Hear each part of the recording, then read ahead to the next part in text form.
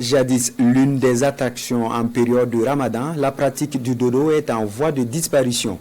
Elle est même aujourd'hui confondue avec la danse des masques coutumiers dans la ville de Sia.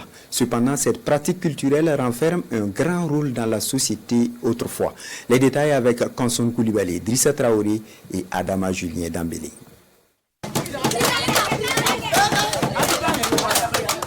Bon nombre de personnes connaissent le phénomène. Ces enfants déguisés, couramment appelés dodo ou encore yogoro, se promènent essentiellement les soirs pendant une partie du mois de carême. Leur particularité, la danse et le chant. Ce phénomène culturel assez singulier existe depuis belle lurette. Nous sommes nés trouver que nos aînés font déjà cette pratique. À partir du 15e jour de jeûne, nous commençons le dodo.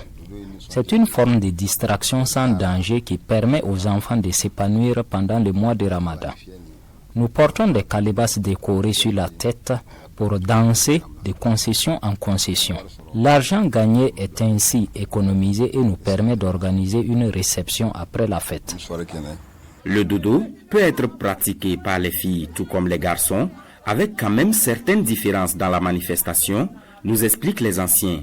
Cette forme de distraction réunit généralement des enfants de plusieurs âges et constitue du même coup un puissant canal de socialisation. Étant ensemble, étant avec des aînés, on apprend beaucoup, on découvre beaucoup, on se fait une personnalité, on se fait même une identité, j'allais dire. Il y a beaucoup d'agents de socialisation à l'intérieur justement de ces groupes-là.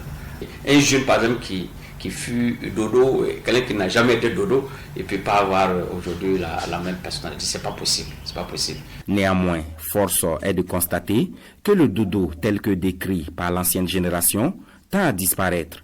Ici, à Bobo-Dioulasso par exemple, le phénomène a subi des mutations dans plusieurs quartiers.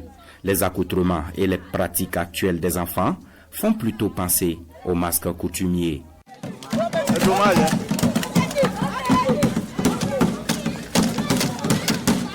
Avant nous on faisait ça, quand tu vois même toi tu es content. Mais comme ça c'est rien, ça c'est pas bon.